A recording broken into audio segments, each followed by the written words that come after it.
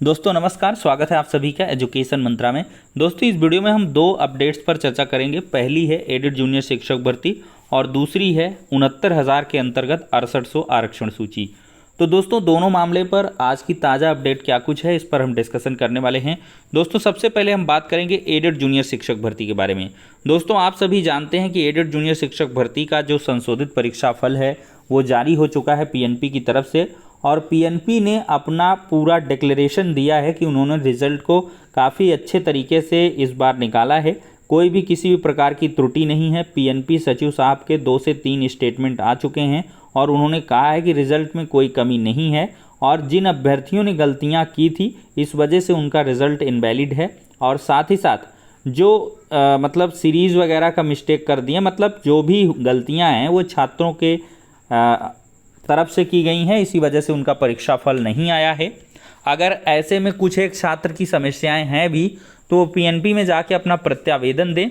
अगर प्रत्यावेदनों पर मतलब एक नियत समय विचार नहीं होता है तो आप दूसरा ऑप्शन भी देख सकते हैं। लेकिन दूसरी तरफ दोस्तों देखा जाए तो ऐसे छात्र जो एडेड जूनियर शिक्षक भर्ती में उत्तीर्ण हो चुके हैं, अब उनका मानना है कि ये जो भर्ती है जल्द से जल्द पूरी होनी चाहिए और होना भी चाहिए, क्योंकि दोस्तों 1 साल से लगभग अधिक का जो वक्त है वो बीत रहा है एडेड जूनियर शिक्षक भर्ती में। कोरोना आया, एग्ज़ाम शिफ्ट हुआ, फिर इसके बाद एग्ज़ाम जैसे तैसे हुआ, तो फिर इसके बाद क्या हुआ कि रिज़ल्ट आया, रिज़ल्ट में विसंगतियाँ हो गई, फिर रिवाइज रिज़ल्ट में नवंबर में रिज़ल्ट आया था, अब नवंबर आ ही जाएगा भर्ती पूरी होते होते। तो समझ सकते हैं कितना लंबा समय लगा है इस भर्ती में। तो अब इसको हर हाल में 1-2 महीने के अंदर पूरा हो जाना चाहिए। तो इसी क्रम में दोस्तों आज की डेट में सक्रिय छात्रों ने शिक्षा निदेशालय में धरना प्रदर्शन किया है और 2 मांगों के संबंध में एक जो ज्ञापन है वो भी शिक्षा निदेशालय प्रयागराज में सौंपा है। तो दोस्तों इनकी प्रमुख मांग ये है छात्रों की कि 69,000 शिक्षक भर्ती यहाँ पर मतलब एडेड जूनियर शिक्षक भर्ती में प्रमुख मांग ये है कि ये भर्ती प्रक्रिया का जो शासनादेश है वो जल्द से जल्द जारी हो। काउंसलिंग और नियुक्ति पत्र की जो तिथियां हैं वो निर्गत की जाएं। और दूसरी मांग ये है छात्रों की कि जो पदों की संख्या है वो बढ़ा करके ही भर्ती को किया जाए, क्योंकि अधिकारियों ने भी पहले कहा था कि हम पदों की संख्या को बढ़ाएंगे, आश्वासन दिया था। तो ऐसे में 5,000 पदों पर भर्तियों को करने की बात कही गई है छात्रों के माध्यम से। अब देखते हैं ज्ञापन पर क्या कुछ विचार होता है, और साथ ही साथ शासन स्तर पर भी लगातार छात्रों का जो प्रयास है वो जारी है। कुछ छात्र लखनऊ में प्रयास कर रहे हैं और जल्द ही प्रमुख सचिव दीपक कुमार जी से मुलाकात होगी, क्योंकि पिछली बार जब मुलाकात हुई थी उन्होंने कहा था कि रिजल्ट के जस्ट बाद हम इसका जो विस्तृत जियो है वो जारी कर देंगे, जिसमें सारी चीज़ें आपको स्पष्ट तरीके से दिख जाएंगी और हम इस प्रक्रिया को बहुत जल्द पूरा करने वाले हैं। तो ऐसे में आपको प्रमुख सचिव दीपक कुमार जी से जल्द मुलाकात करनी होगी, जिससे कि ये बात हो सके कि ये जल्द से जल्द भर्ती पूरी हो जाए। अब दोस्तों हम दूसरी अपडेट है 69,000 शिक्षक भर्ती से संबंधित। हाईकोर्ट में दोस्तों आज मामला लगा था। दोस्तों देखा जाए तो पहले ये 378 नंबर पर सुना जाना था, लेकिन ये फिर जाकर 425 नंबर पर शिफ्ट हो गया था। जस्टिस राजन राय जी की बेंच में यह मामला सुना जा रहा था। दोस्तों देखा जाए तो समय काफ़ी बीत चुका था और बहुत लास्ट में ये केस टेकअप हुआ, और केस टेकअप भी हुआ तो सरकार की तरफ से माथुर साहब ने नंबर ऑफ वैकेंट सीट को लेकर कैलकुलेशन फिट नहीं होने का हवाला दिया और फाइनल इसकी नेक्स्ट डेट ऑफ हियरिंग मांग ली। तो इसमें दोस्तों यहाँ पर जज साहब ने भी ये कहा कि ठीक है, इस मैटर को हम नेक्स्ट डेट में सुनेंगे, और 1 हफ्ते बाद की डेट यानी कि 19 सितंबर लगा दी गई है। दोस्तों अब ये जो मामला है 19 सितंबर को सुना जाएगा और 19 सितंबर को ही इस मामले में कुछ आगे की प्रोसीडिंग देखने के लिए मिलेगी।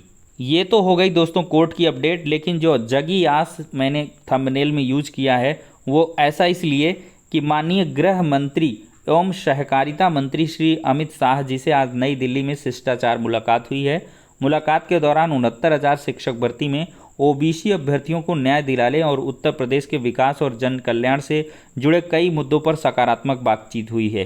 तो यहाँ पर अमित शाह जी से मुलाकात हुई है, यहाँ पर देख सकते हैं, और इमेज भी अनुप्रिया पटेल जी ने शेयर की है। और अनुप्रिया पटेल जी का 6800 आरक्षण सूची में बहुत ज़्यादा योगदान है। इन्हीं के द्वारा जो है मुख्यमंत्री योगी आदित्यनाथ जी से भी पहल की गई थी, अमित शाह जी से भी पहल की गई थी, और जब भी ये जाती हैं तो मुद्दे को ज़रूर उठाती हैं। तो अब इस बार फिर से सकारात्मक बात हुई है। तो अवश्य ही जो 69,000 शिक्षक भर्ती का मुद्दा है वो बहुत जल्द सॉर्ट आउट होने वाला है।